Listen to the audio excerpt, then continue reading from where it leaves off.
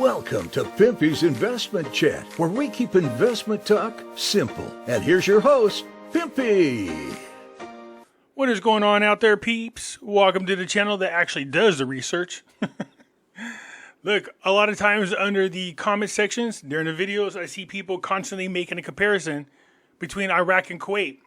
So let's go ahead and review this and let's dispel some of the myths that are out there about the Kuwait dinar and the Iraqi dinar, shall we? Before we get started, do me a favor, hit the thumbs up button. If you're not a subscriber, please do so, because when you do, it helps out the channel, and I certainly do appreciate it. If you're thinking about buying gold and silver, head on over to our friends at Miles Franklin. The link will be down below in the description. When you make your purchase, make sure you use promo code Pimpy, P-I-M-P-Y, and they'll take care of you. If you have any additional questions, you can reach us over here at this phone number or over here at this particular email. For all orders over $10,000, reach out by email and we'll make sure that you get a great deal. So come on over to Miles Franklin and add to your precious metal inventory. All right, this is a nice picture of Kuwait, by the way. It's really beautiful. It's futuristic. Okay, let's get into some of these. So I've seen this before from Chris, and I appreciate that Chris is chiming in on the subjects and post comments. You know, he wants to bring awareness.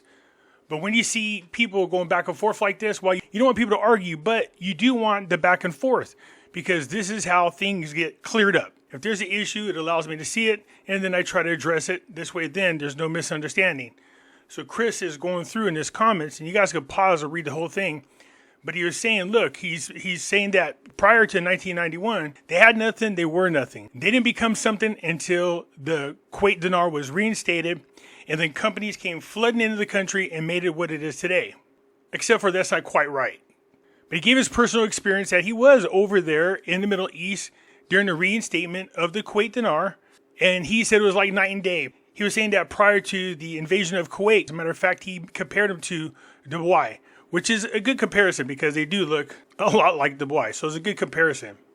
So I want to dispel some of these because no, Kuwait was not nothing prior to the invasion. As a matter of fact, I already said there's a major difference between Kuwait and Iraq as far as prior to the invasion, during the invasion, and after the invasion. One of the biggest things that Kuwait had going for them was they had set up a sovereign fund for the guarantee of the future of the Kuwait people. So let's get into this just a little bit so you guys get an idea of what's going on. Although the oil is a big part of Kuwait's revenue, that's not the only thing they rely on. With the exception of fish, most of their food is imported. They have cultivated land, industry, petroleum extraction and refinery, fertilizer, chemicals, desalination, construction materials like bricks and blocks. They have services like public administration, finance, real estate, trade, hotels, and restaurants. Their exports make up approximately 46.87 billion. So they export more than they import. They import 15.67 billion. So Kuwait actually has been under the control loosely and mostly by an emir called the Sabah family. It says Kuwait enjoyed an unprecedented period of prosperity under the emir who died in 1977 after ruling for 12 years. So they had a period of prosperity, the Kuwait people did. This is prior to the invasion from Iraq, and that carried over. So he died in 1977, but for 12 years, their economy was booming. They were very prosperous. Under his rule, Kuwait and Saudi Arabia signed an agreement dividing the neutral zone, called the divided zone, and so they had new international boundaries. And because of this, both countries shared equal the divide zones, petroleum, onshore and offshore. The country was transformed into a highly developed welfare state with a free market economy prior to the invasion. So in August of 1990, Iraq attacked and invaded Kuwait. Right here, following several weeks of aerial bombardment, the UN-mandated coalition led by the United States began a ground assault in February 1991. So Iraq had invaded and occupied Kuwait for approximately 7 months. That's it, 7 months. Okay, keep that in mind. They had an established currency with a value. They had a thriving economy. Prior to Iraq invaded and occupied Kuwait, it was only for 7 months. Don't get me wrong, I wasn't living there to say only 7 months. It probably didn't feel that way to the Kuwait people. I'm not trying to downplay the misery that they went through having Iraq there. I'm just saying, for this example of what I'm trying to cover, 7 months doesn't seem that long. During this invasion and during this occupation, the currency was devalued because it was being stolen from them. Their wealth was being stolen. But the Emir, the government of Kuwait, and many Kuwaitis took refuge in Saudi Arabia and other nations. The Emir and the government successfully managed Kuwaiti affairs from Saudi Arabia, London, and elsewhere during the period, relying on substantial Kuwaiti investments available outside Kuwait for funding and war-related expenses. What did they rely on? Remember I told you, they had already set up the sovereign fund. And I'll never forget somebody's comment in there was, I don't care if they had a sovereign fund or not, Pimpy. They didn't have enough money to cover all the expenses for the war and the rebuilding and everything else. Actually, they did. You see, the sovereign fund had approximately $100 billion in it. This is in 1990. $100 billion. Relying on substantial Kuwaiti investments available outside of Kuwait for funding and war-related expenses. So as far as their economy and everything else was going, sure, there were some damages to buildings. They had to go in there and rebuild and everything else, but they didn't have to take out loans, and they weren't under any kind of sanctions or anything like that. They had put money aside for a rainy day, so to speak. They had $100 billion that they could draw from. From 1991 to 1993, they ended up spending just a little over half of that. So they still had somewhere between $40 and $50 billion in their sovereign fund. They used that to survive on. Iraq didn't have a sovereign fund. And this is what I was talking about, is the big difference between Kuwait and Iraq. So here we go. We come down here to the economy. Kuwait has a small, relatively open economy dominated by the oil industry and the government sector. Approximately 90% of the Kuwaiti citizen labor force works in the public sector. By the way, Kuwait offers guaranteed employment for the citizens. In other words, you do got to get off your ass, but they do have a job for you. And 90% of the private sector workers are non-Kuwaitis. Kuwait's proven crude oil reserves of about 101.5 billion barrels, 9% of the world's reserves, account for nearly 60% of the GDP, 95% of its export revenues, and 80 to 90% of the government's income. So just like Iraq, they do rely a lot on oil sales. During the 1970s, Kuwait benefited from a dramatic rise in oil prices that Kuwait actively promoted through its membership with OPEC. The economy suffered from a triple shock in the 1980s. So first you had a 1982 securities market crash. In the mid-80s, the price of oil dropped. And in 1990, of course, you had the invasion and occupation from Iraq. The Kuwaiti's government, in exile, depended upon its $100 billion in overseas investment during the Iraqi occupation to help pay for the reconstruction. There's no loans. They paid for it themselves. Thus, by 1993, the balance was cut to less than half of the pre-invasion levels. So somewhere around between $40 and $50 billion. Kuwait's wealth fund set for banner year after bet on U.S. equities. This article is from just the other day. More than half of the $800 billion fund is invested in U.S. assets. $800 billion. Back then, they only had 100. Now they have 800 billion.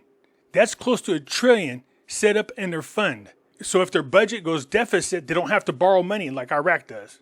So prior to the invasion, Iraq had a real thriving economy. It really was. By the 1980s, Iraq had the second largest economy in the Arab world after Saudi Arabia, and the third largest in the Middle East, and had developed a complex, centrally planned economy dominated by the state.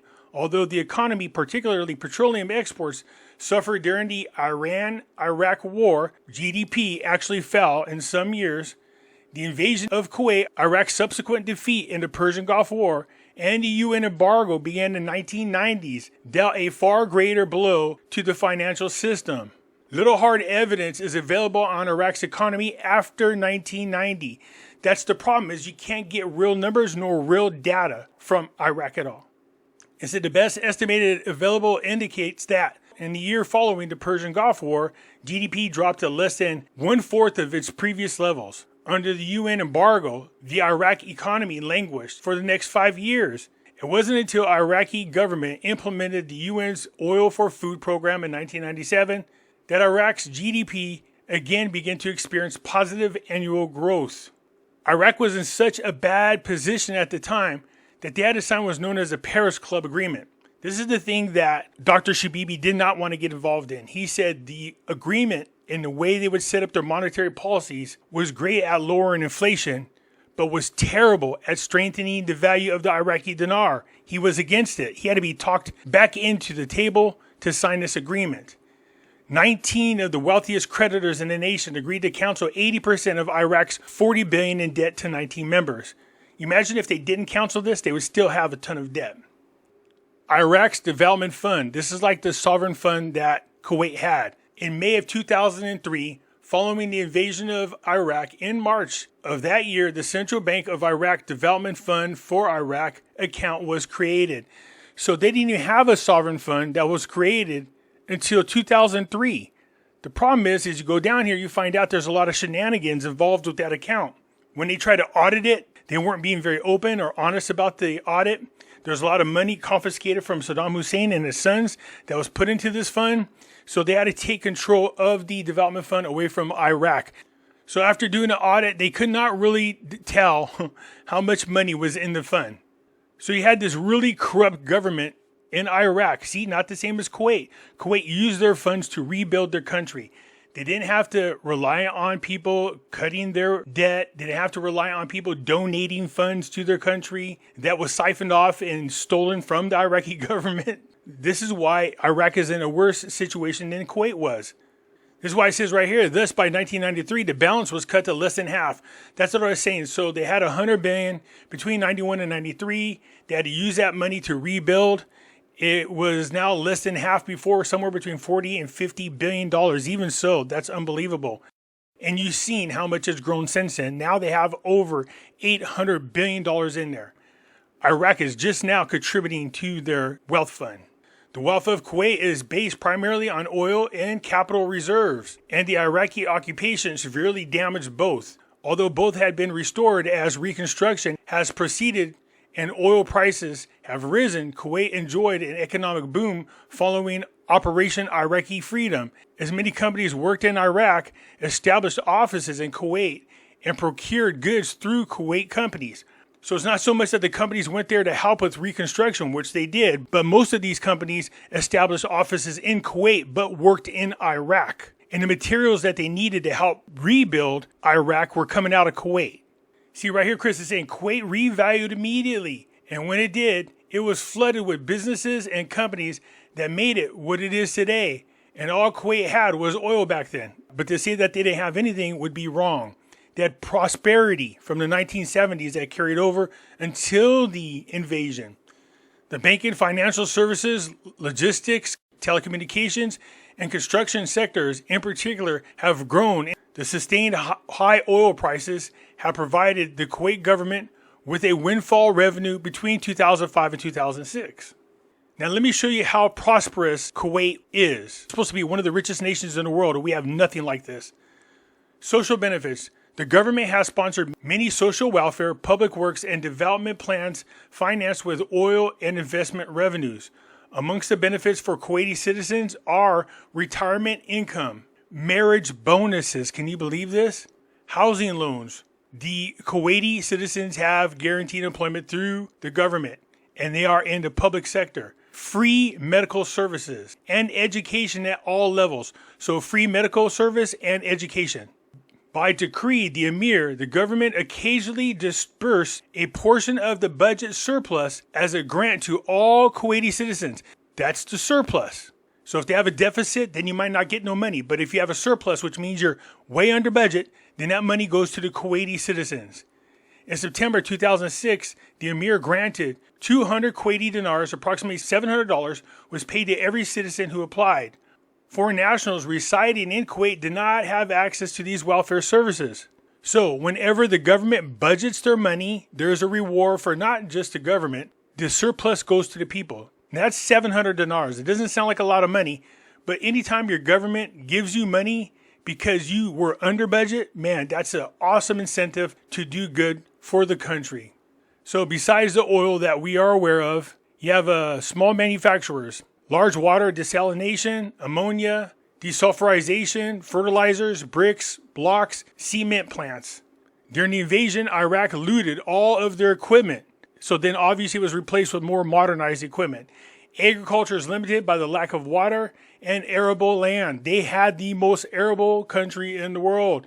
Except for when the fires were lit, it saturated the ground with oil and ruined it. Arable means a place where you can grow farms, you know what I mean? And nobody was using it back in the olden days before the fires broke and ruined most of that. So you can imagine you have a country with very fertile grounds for you to do agriculture that wasn't hardly being used, but thanks to Iraq lighting these fires, it ruined all that land.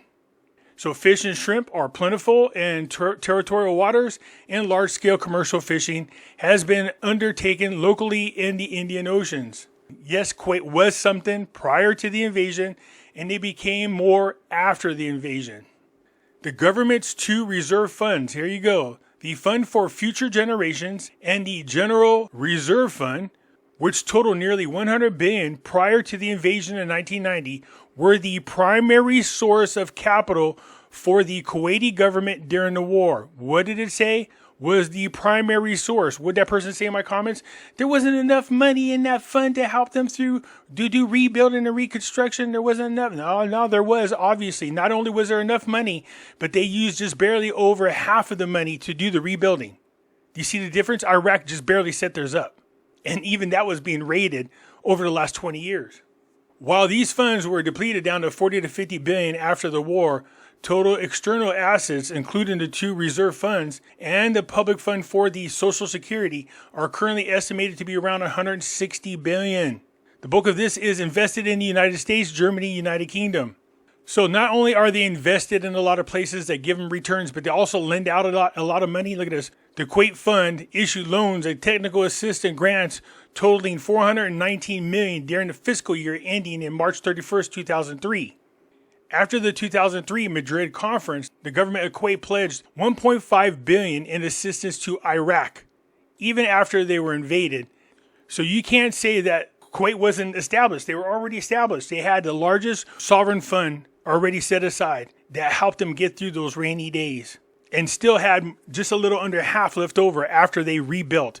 Yeah, those outside companies came in to help, but just keep in mind, how they helped was establishing offices in Kuwait and using the resources in Kuwait to help build Iraq. But you can see, the comments going back and forth, and then Chris says to Uncle Long, firstly, I don't know where you got the ridiculous number of 100 plus trillion in IQDs from. That's nonsense. This ain't Shiba Inu. Yikes. This thing is not going to age well, is it? Currency issued by the CBI in the millions. So it looks like it says 101,323,527. But keep in mind, this is issued in the millions. So now you got to add on there 6 more zeros. Yep. So although that says 101 million, you got to add 6 more zeros. They have issued out 101 trillion dinars. What Uncle Long is saying about the amount of IQD that is out there is accurate. It's in the trillions. I guess it'd be a little like Shiba Inu. Although Chris goes on to make some good points, I understand where you wanted to come from. You're trying to say that Iraq is bigger, better, has all the more resources than Kuwait, and they do. They actually have the 5th largest amount of natural resources of any countries in the world. All that stuff sounds lovely, but the two situations are different. Kuwait had a sovereign fund. Their economy did come to a standstill, but they were quickly rebuilt because of the money that they had put aside. Businesses came into Kuwait. Now keep in mind, they came in between 2003 and 2005, not 1991, between 2003 and 2005, and established offices in Kuwait. So it wasn't that the businesses rushed in there and that's how they became rich after the invasion. They didn't show up after the invasion until 11, 12 years later. And then they had another economical boom between 2003 and 2005. But when it came to reconstruction, they used Kuwait's materials. Like I said, Kuwait did bricks, they did blocks, they had a lot of construction material that they used over in Iraq, and this gave another economic boom to Kuwait. So yeah, you're right, companies did come into Kuwait and help give them an economic boom, but not right after the invasion. That didn't come for some years later. So can the Iraqi dinar get as valuable as the Kuwait dinar? Of course it could. There's a lot of hurdles there. Are they going to be reinstated? No, two different stories. The invasion and occupation was about 7 months. Although the economy came to a standstill, the Kuwait government was still able to do business as usual outside of Kuwait using money that they had in their reserve fund. Iraq did not have that. Not to mention the fact that Saddam Hussein, prior to the central bank being there, set his own exchange rate at $3+. Saddam Hussein set that amount and then printed the hell out of the Iraqi dinar, causing the value of the Iraqi dinar to drop. Now add in sanctions from the UN and everybody else around the world, the removal from the SWIFT system, the removal off the Forex, all these things contributed. So you can't compare Kuwait to Iraq because there's no comparisons. The countries were set up different, ran different. Does Iraq have the ability to be similar to what Kuwait has? Of course it does. But they got a long ways to go, okay? So I wanted to come through and dispel some of these myths. Two different situations altogether. I know when I first started talking about the Iraqi dinar, I thought the same thing. Iraq is going to be just like Kuwait until you actually start really digging into it and researching and you find out they're nothing alike. Anyways, that's it for now. I appreciate you guys chiming in. I look forward to hearing from you. I'm out.